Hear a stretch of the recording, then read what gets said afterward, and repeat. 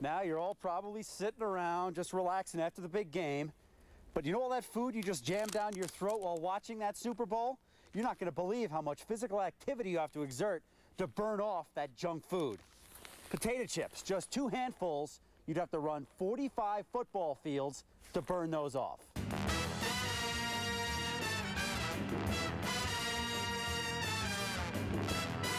And just a handful of Doritos would cost you 43 touchdown dances.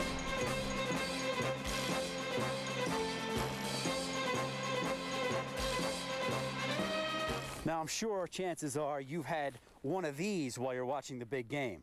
Now, if you had 4 of these frosty beverages, you'd have to run these stadium steps for over an hour. Chex Mix, a personal favorite, just 2 handfuls, and you'd have to cheer for your favorite team for 30 minutes. And that is a Denver touchdown. To burn off just 5 of these pretzels, you'd have to hang out in the parking lot and search for your car for 15 minutes. I'll tell you what, Ralphie, you're in a lot better shape than I thought you were. In Boulder, Phil Aldridge, 7 News. You know, the game going on inside Coors Field is almost secondary because outside, it's the social event of the year, and the party begins and ends on a certain rooftop in lower downtown. Opening day 2007, Denver, Colorado. The second best place to be today is here on the deck at Lodo's. Let's check out some of the atmosphere. Folks, finish this sentence for me.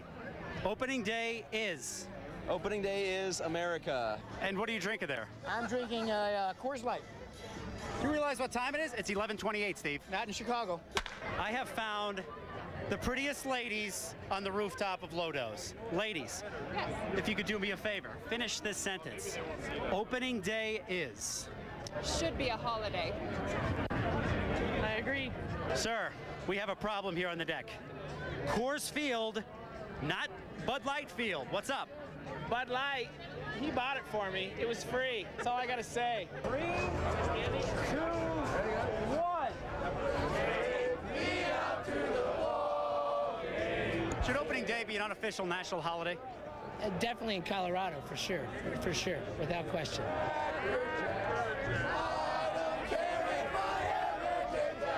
Opening day should be a national holiday. Sweet! Look at that. 1, 2, 3 strikes, you're out in the old ball game. Your singing was awesome. Thank you. Thank you. Geez, I love those 2 ladies. Well, if you haven't noticed, I'm sporting the colors of the Asheville Tourist, single-A farm club of the Colorado Rockies based in North Carolina. Famous alumni Todd Helton, Matt Holliday, Jeff Francis, and Kevin Costner. You remember the movie Bull Durham? He hit his final minor league home run in an Asheville Tourist uniform. There you go, Lionel. Trivia you'll get nowhere else.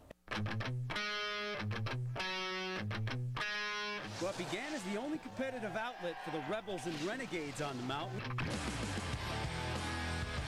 the Winter X Games has evolved into the premier event for alternative sports like snowboarding. I was kind of blown away the first X Games I came to.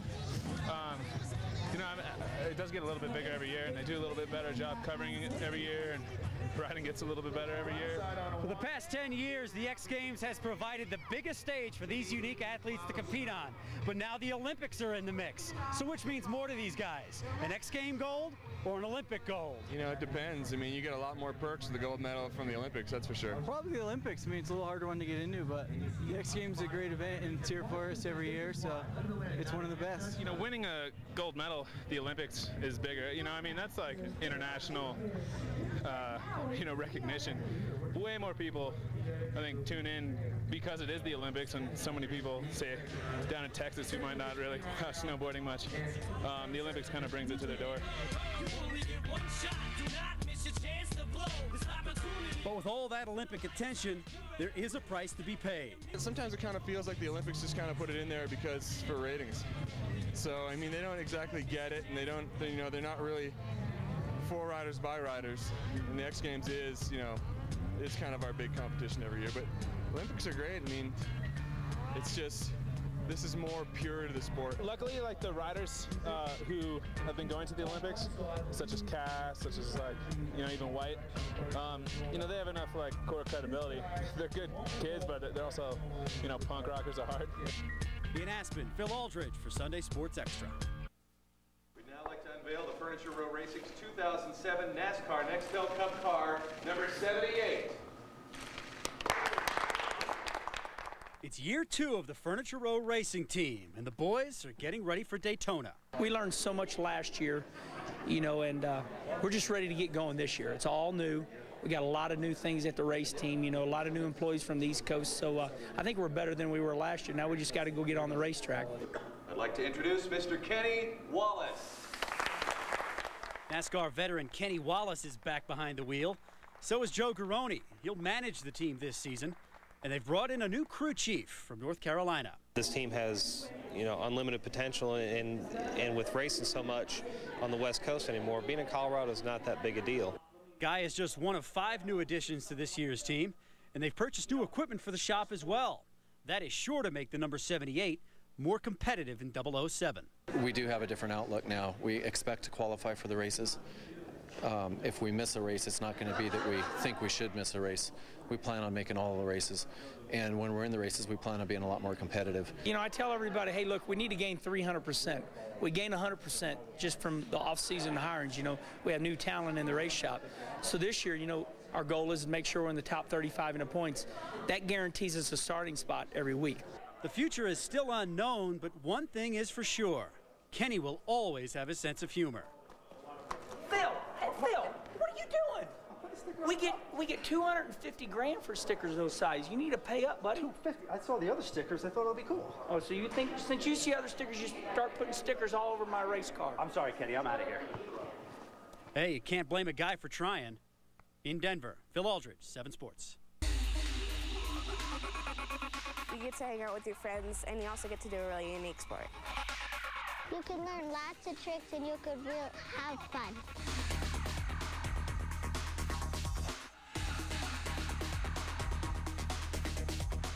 Personally, it's an addicting sport. Once you try it, it's hard to put down, which you will find out today. Since its invention in the late 19th century, riders of the oft-misunderstood Unicycle have heard it all. Some of our answers, this is a recession model. Who needs training wheels? Girls only need 1 tire. But the members of the Boulder Unicycle Club are a pretty tough bunch. And they know the non-believers are just jealous of their unique skills. They want to learn how to ride a unicycle and be exactly like me. Well, sometimes I'm just riding down the street and they say, whoa, look at her, she's so cool. And it's so cool because little 3-year-olds are just like staring at me. And that's fun. Yeah, it's sort of cool. The club is a diverse group, about 45 members, ranging in age from 5 to 53 years. And the riders don't just pedal down the street. They play hockey, off-road in the mountains, and hop. It's especially beneficial for the younger members. It really helps you a lot, and it's gonna take hard work to get to be able to do it, but I just say it's really fun. Is it worth it? Yeah, definitely. And then it was my turn. Let's see if I still remember how to do this after 25 years.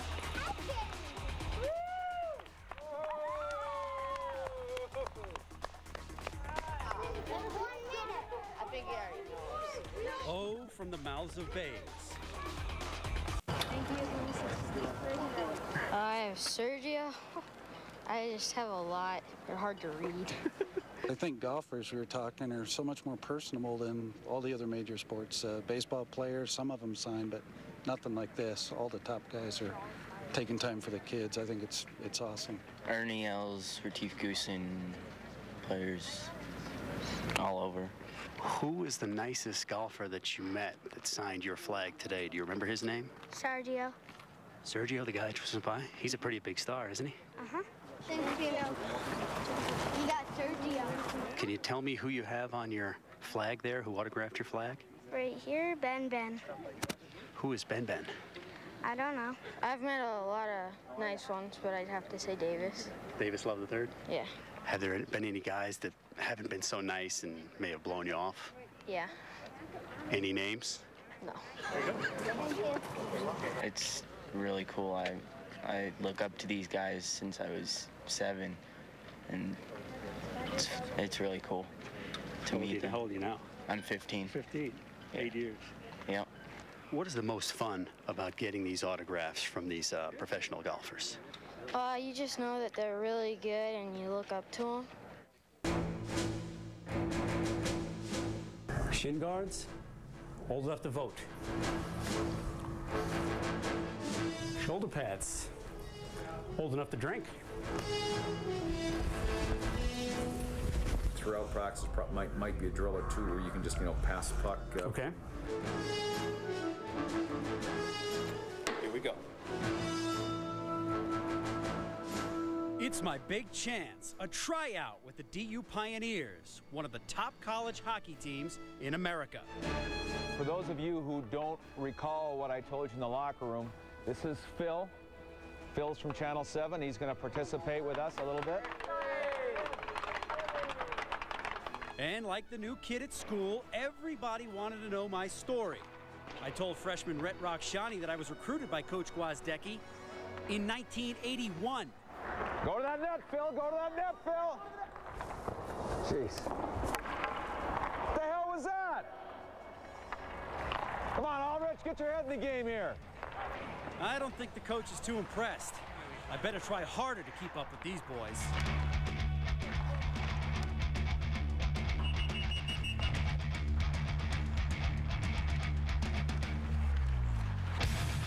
Who put that puck there? Down goes Frazier. Down goes Frazier. Brandon Vosberg got a kick out of that one. I guess I should have warned you, Coach. I'm old school. Like one room old school. Well, that's, I guess I'm considered old school as well. So we old school guys got to stick together. You got it, Coach. You know I'm here for you. All right, Phil. Good job, Phil. Hell of a play. Now that's what I'm talking about. I think we got ourselves a diamond in the rough. I just coached Coach Lalonde. We got to clear him through all the compliance issues and have him ready for this weekend. Easy, Coach. Don't get too crazy, even though I still have eligibility left. Well, Phil, you've probably heard this before. Stick to your day job. Well, you did a nice job. I mean, considering the fact that, you probably haven't played at this level in the past, I think maybe a few more days of practice and we can maybe get you in the lineup. Maybe not this weekend against the Gophers, but maybe a couple weekends from now. Well, I hope I didn't tarnish your reputation or the Denver name across my jersey. No, you did a nice job, really. We appreciate your effort. We appreciate your discipline. You didn't take your stick to anybody, and that's we're still healthy. You're very political, Coach. What you're trying to say is go back to that 40 and over beer leg and get out of my face. You got that right. That's exactly right. When you think of a treadmill, you probably think of something like this. Skates out and back. Here we go. So what in the world is this thing? This is called the Frappier Hockey Treadmill. It's the only one of its kind in the state of Colorado, and the secret component that makes it work can be found right in your kitchen. This is plastic cutting board-like material is what it is, and there's 82 of these slats that fit on this belt that travel around and flatten out and make a surface very similar to skating on ice. And that's what makes the hockey treadmill unique. An athlete can use his own steel blade ice skates during training. It's just a lot different than real ice, since it's, well, not real ice, but it's just a lot different feeling, but it's still the same skating and everything. What's your heart rate at there, Luke? Since you're staying still, the coaches can evaluate your skating better, so, it helps me as a hockey player to be faster. Rest. What we do a lot of times is invite them here to see it, because it is hard to believe that you could actually skate on this with your ice skates. Now we've heard from the expert Nick. We've talked to a couple of kids who had this down pat. What about a Joe six-pack? Can he survive on this thing? How am I doing, Nick? This really works. Your leg's just gliding. Then we can check your heart rate too. Oh, gee whiz. 165. That's not too bad. We look for 5% of your max heart rate. So in your case, we're probably looking at about 195 is probably your max heart rate. 195. In Fort Collins, just trying to stay alive. This is Phil Aldridge for Sunday Sports Extra.